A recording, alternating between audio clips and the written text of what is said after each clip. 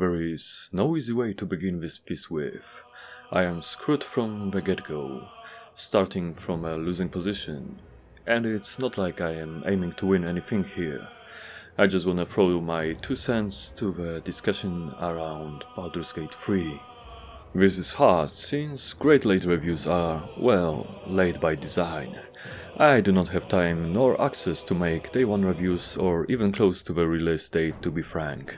I got a full-time job and this is my hobby, something that I wanted to do since I was a little kid, reading game and hardware reviews in paper magazines.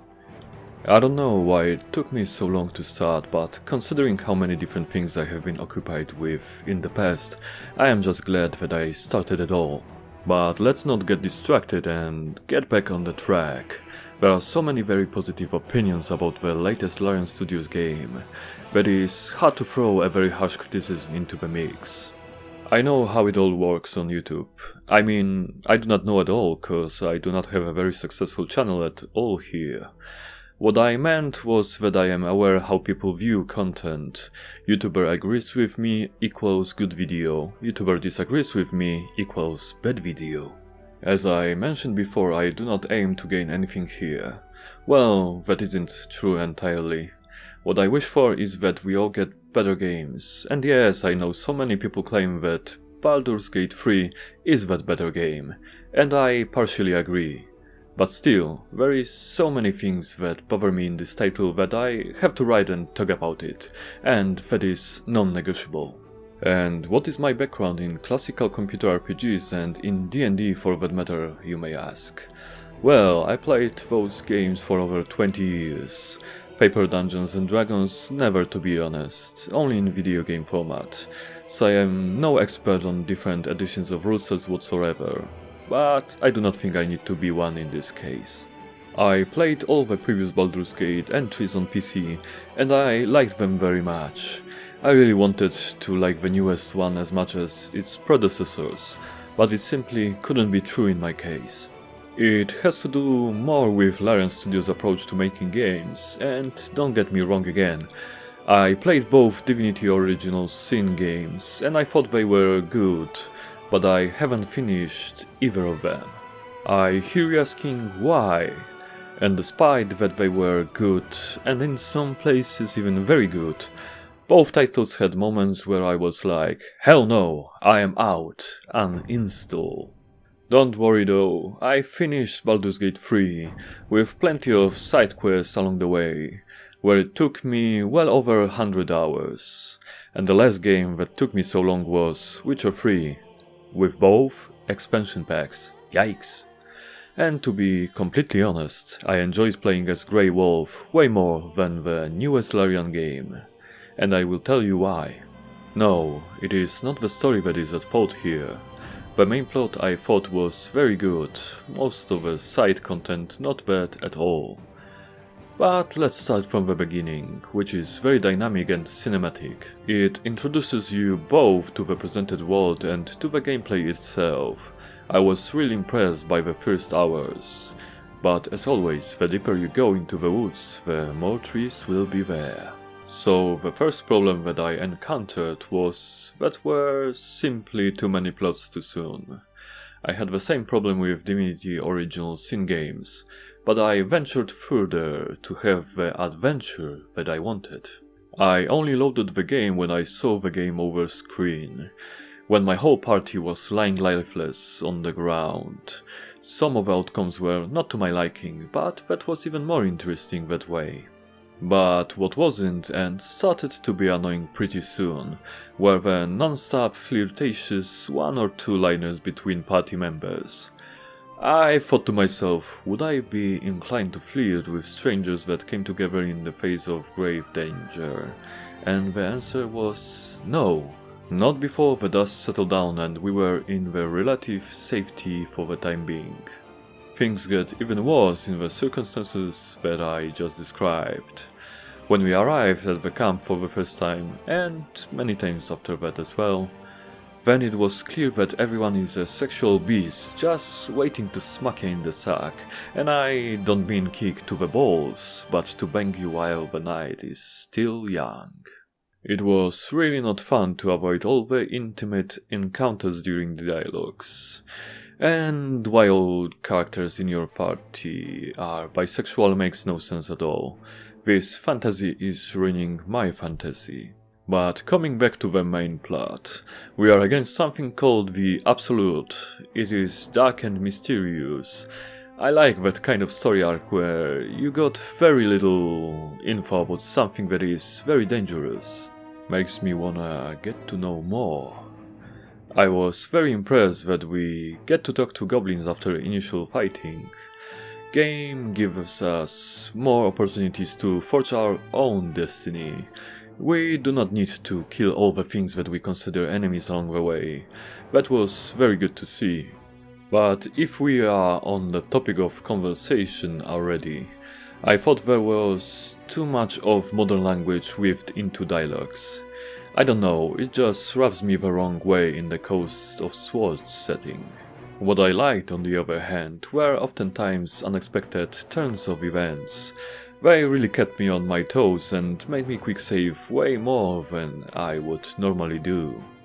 It was a small price to pay for the real sense of adventure. However, not all the events were written equally good, so there are many of them that I wished never happened, or happened very differently. For example, Karlach and Will's scene started very good but ended up poorly. That is the result of uneven writing.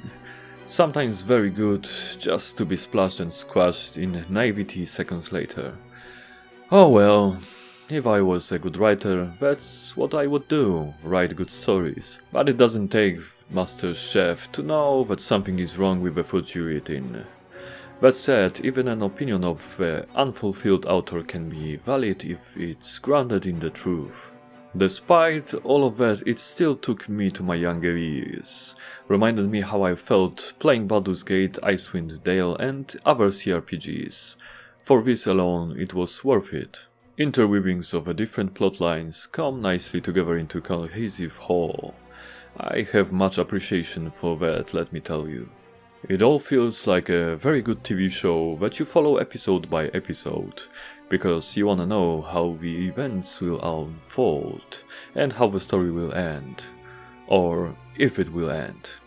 But then again there comes another blow to the side, in form of Catherine Thorne's story arc that was excellent, until the final dialogue confrontation when it all falls flat on its face and turns into the cliché. Really bad one at that. What a waste. It is really a mixed bag. I feel like developers wanted to do too much of the story branches while keeping it a cohesive story overall.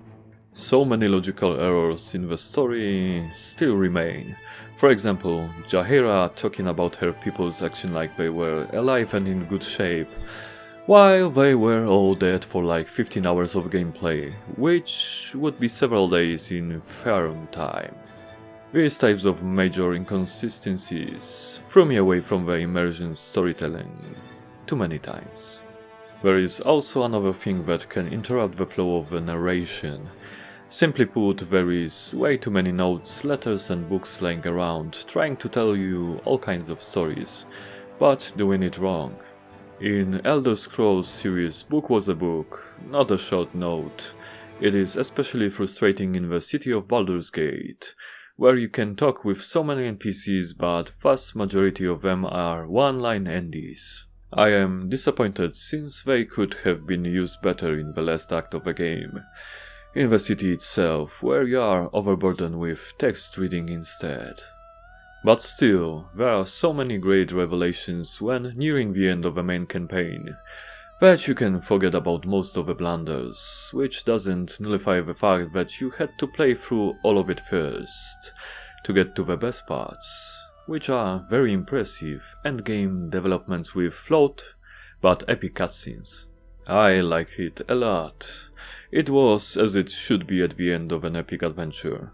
Sadly, ending and resolutions it brings were only good enough, nothing groundbreaking or earth-shattering.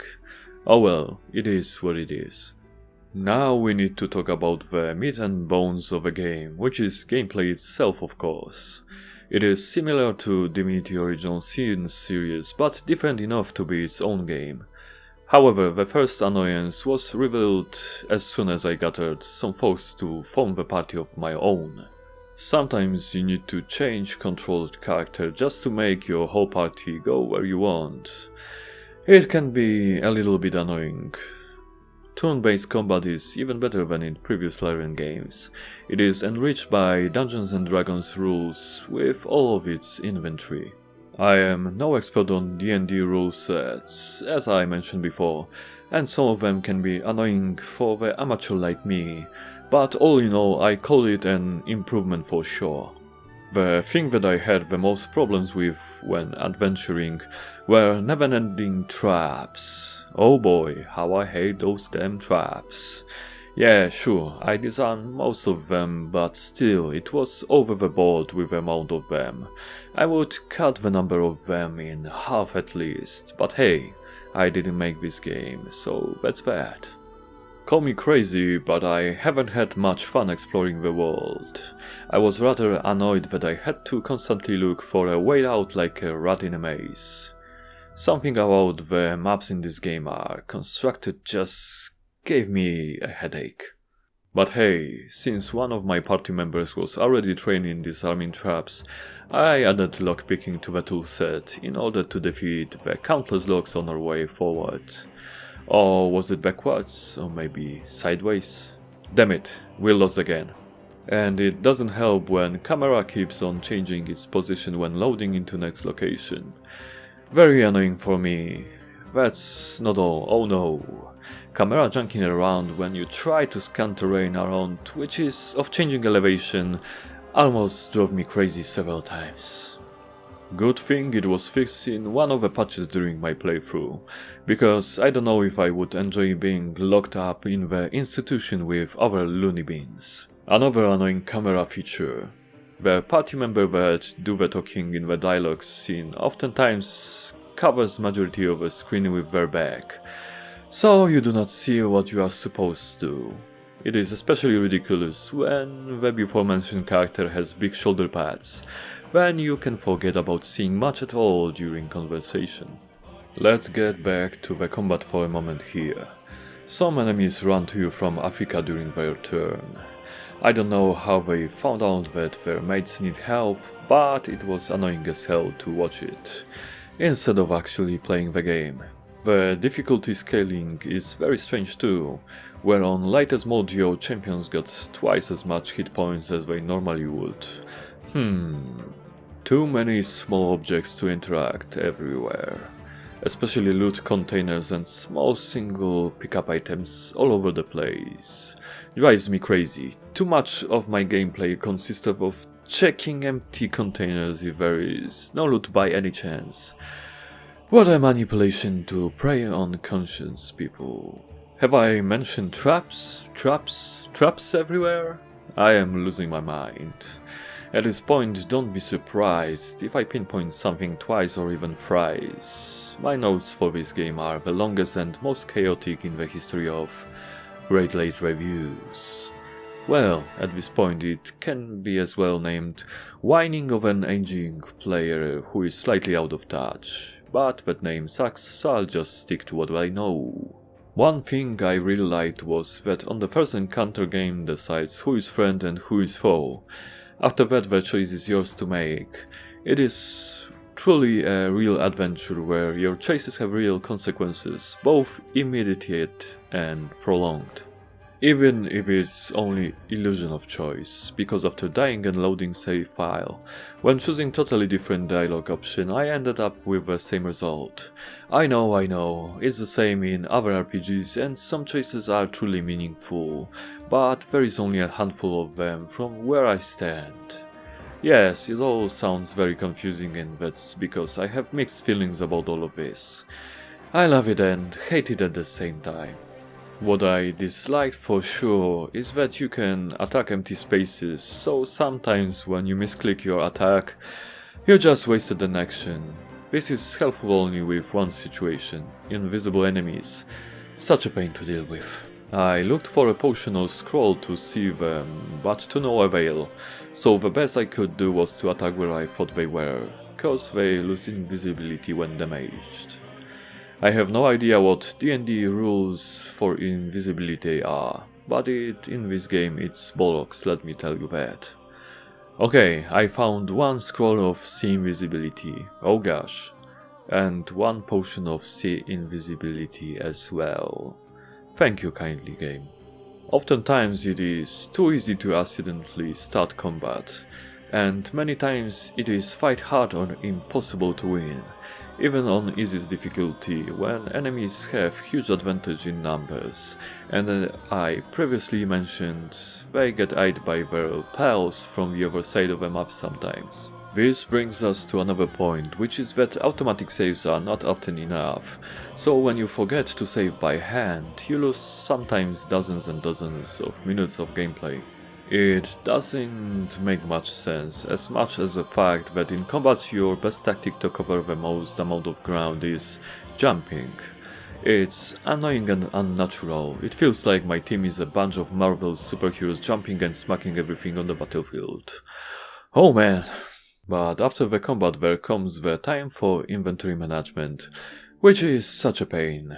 Yes, I hear you saying there is an auto-sort button with multiple options, but still, you never know what items you will need in your adventures, but at the same time you cannot keep everything that you could be useful in the future cause of the limited weight your party can carry. I can agree to that, but finding the item that I knew I looted and I suspected can be the solution to the current puzzle, just by the little icon that I do not remember how it looks in the first place, is borderline impossible. If I'm being honest already, it feels awful that your main character is the silent protagonist, especially in emotion-packed scenes. It just threw me out of immersion more times than I care to count. Even when you have chosen fully voice-acted champion to be an active member for conversation scene, they remain silent. I know some people prefer it that way. I like both types if it's fitted right into the game, but here it's clearly not. It is in stark contrast to the ambient of the game, which is really good and fitting all the way through. I never felt out of place when traversing the game world. Everything was as it should have been. Well, maybe not everything, because some of the puzzles didn't make any sense to me. There were no clues or tips to how to solve them, or they were so well hidden that I missed them entirely. I guess I will never know, huh? I can appreciate the atmospheric use of torches in dark environments, but when I found out that they take all melee weapon slots when you are not looking, and then you have to spend action in combat to change it back, I stopped using them entirely in favor of magic sources of light. Another cool thing about the magic is the Talk to the Dead spell. I enjoyed it much, it helped a lot in my investigations and navigation. Don't get me wrong, I do not approve of necromancy use, but when it's this helpful, well... It's wonderful that every NPC is named. Well, not every single one, cause in third act you will get to see nameless refugees and citizens crowding the city of Baldur's Gate. What I mean is that every NPC that you can interact with is named, so you do not kill nameless gods, but well, named ones, and it makes a whole lot of difference. But the hygienic standards of those NPCs leave a lot to desire. I understand rotten food in abandoned places and containers, but why is there so much rotten food in the occupied and lively spaces? Makes no sense. But at least we get to enjoy some very unique and powerful buffs by succeeding in some side quests, activities, simple dialogue options, or even singular dice rolls. It's a nice touch and makes you feel good when you get blessed. Maybe it's because leveling up is rare and really impactful. We are limited to maximum of 12 experience levels. I heard that decision was made to balance the game, because on higher levels in D&D, our champions would become too powerful. That's okay by me. Maps maybe aren't very big, reminds me of those from original Sins games, but they are really packed with the content to the brim, like in good old cRPGs.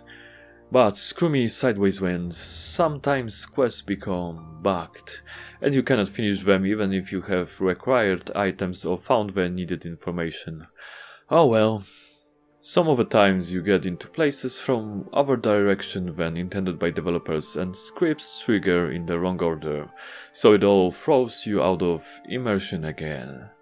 Well, even here I cannot catch a break and just enjoy the game without any flip-flops. And what stops you in the tracks inside of combat is that the amount of crowd control effects against your party of heroes in some fights is overwhelming and ridiculous, to the point that if you are not magically protected and warded, you simply are done for.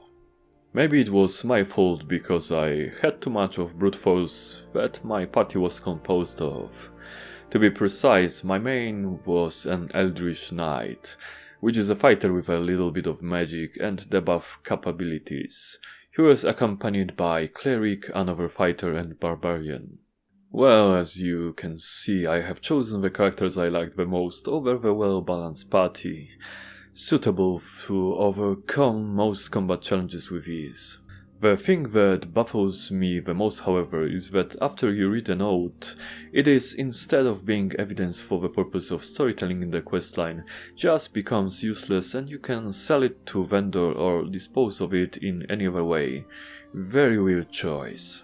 Because some of the key items needed for quests cannot be sold, so they are protected that way, but they can be disposed of in other ways, so you still can get screwed over by your incompetence if you are not careful enough. I understand that developers didn't want a safe space for your quest items like in so many other games, where it's foolproof, and that's fine, it is a design choice, and a valid one at that, but still I think it's weird. What counterbalances it, and in the great way, is the fact some of the items you get are so fantastic when it comes to what they are, what they do, and what they give you. Some of the best I have seen in RPGs, and I played a ton of them. Okay, so on the technical side we're still not gonna have it easy, cause it is like everything else in this game, a mixed bag. I cannot remember the game that would rise in me so much of ambivalent feelings and opinions. It has good graphics in the most places, sprinkled with points where it could improve plenty, but still good is good. What I can praise Larian Studios for is the fact they added animated cutscenes and dialogue scenes where you can see character faces instead of the same angle as in the gameplay of exploration and combat, like in their previous games was the case. It is all fine and dandy, but textures are not loading always on time, and when they do, they sometimes pop in and out with the level of details. And it's all on M2 SSD. Do not even think of playing the game on HDD. I tried and it took several minutes to load all objects and textures into the game, and later it was swapping textures too slow when new scene appeared. Very immersion breaking again. Use SSD for the love of PC gaming, and even then it still breaks out as I mentioned before. Anti-aliasing solutions are all with their problems. SMAA, too much jagged edges, TAAA, too much of the blur, DLLA, NVIDIA artifacting that looks like mild invert ghosting.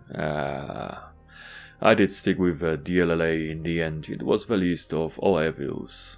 You can add to all of that oddity the fact that DirectX 11 version looked and played way better than the Vulkan one. As I mentioned in the gameplay sections of this review, all locations are very well made, but when I entered Mountain Pass, I immediately knew it will be my favorite, and it still is. Maybe it's the romantic heart of the Highlander in me, who knows? Tons of work of very talented people went into the artistic aspect of this game, and I can fully appreciate it, even if I have many gripes with it on technical level. Like when animations in dialogue scenes often jump one to another with no smooth intermission, or when facial expressions on my character were really bad oftentimes. Looks really creepy sometimes, or like a moron, and the lack of voice for your character multiplies it. You are represented as brain-damaged mime, it seems. And to add to all of that, shadows in the dialogue scenes are often absent where they would make the scene a lot more pleasant to look at. I know it is Larian's first attempt at making those close-up conversation settings, but still so many things brings you out of the flow of storytelling and reminds you that you are just playing a video game, and a buggy one at that. On the other hand, I got good news about the music side of this title. It is very good and most pleasant to the ear, soothing when it needs to be, aggressive when appropriate. Reminds me of previous Baldur's Gate titles and Icewind Dale series, just spot on. Another great thing about music is that it includes epic songs with lyrics that are something like a Bard Epica or even a musical piece, to be honest. The production value on those is the most impressive. And no wonder, the man responsible for it, the composer, is Borislav Slavov, known mostly from Divinity Original Sin and Crisis series. Brava! Unfortunately, not all of the sound design is on such high level. Some voice lines are clearly lower quality than others, perhaps different setup for fill-up lines or something. Even voices themselves sometimes don't make sense, like when a child is speaking with the voice of middle-aged woman. Like, what the hell, Larian? In addition, not every text is narrated, little bit disappointing. Narrator is excellent here, I wish she could read me everything. Some hit sounds are not very good, and that's it. The rest of the audio side of the game is fine. As I mentioned in the gameplay section earlier, interface could be a bit better. Too many small icons clustered together both in inventory and on the action panel. I don't know if it were glitches, for sure, most likely were, but some events and dialogue scenes happened to me more than once in different places, like a teleport talk with Raphael. It was very confusing for sure. What I am sure of is that dice rolls sometimes get stuck for several seconds, annoyingly, and one time it even broke the game completely when AI enemy flew away, and the game logic had no valid choice, so it got stuck forever on enemy turn. So I had to load the latest save, which was before the whole fight. Imagine my frustration. I'll just play the game, the choice is yours. Another thing, line of sight doesn't work in combat as intended oftentimes. Characters can shoot arrows and spells through closed doors, walls, etc. Oh man. To finish with the technical side of the game, installation size of 152GB rivals those of recent Call of Duty titles, and save files are heavy as well, you're gonna end up with gigabytes of those too.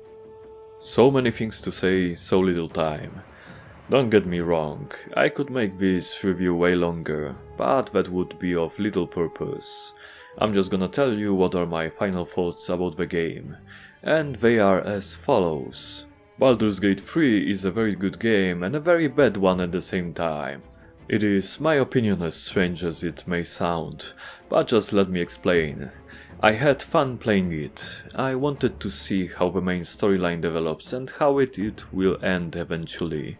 But it was like watching a TV show that annoys the hell out of me, just to feed some kind of morbid curiosity of what will they do in the next episode. This is the most accurate comparison that I could make, and I would be more at peace if it was just a bad game that I played for a short while and uninstalled or even refunded. But it's not, it clearly has many strong points in order to keep me engaged for over 100 hours. So much bugs and mechanics that I despised, so deprivating me of blissful experience. It makes me mad just thinking about it. I wish it could have been all I wanted, but it was not. I guess it is what it is. But I am hopeful for the future of gaming at the same time, because this title made so many players happy and satisfied. It is a generous old-style game that gives you dozens upon dozens of gameplay hours, not asking you to buy any microtransactions or to gamble your savings away. None of that nonsense here. So after a great critical and financial success, I think we will get a chance for more honest games that will be to the liking of millions and millions of players. For that alone I can come to the realization that Baldur's Gate 3 was never meant to please an old cynical gamer like me, but to help turning the tide of industry, to give us all the chance for the better future. And who exactly am I to deny Larian Studios this massive victory? Long story short, I have many gripes with this game, but at the same time I can recommend it to all the RPG lovers and good games enjoyers. Buy it, play it, like it or don't, it doesn't matter. What does matter is that the world in which Baldur's Gate 3 exists is a better one than the one in which it does not. With that message I am saying farewell, mortals, and as always I will see you in the next Great Late Review.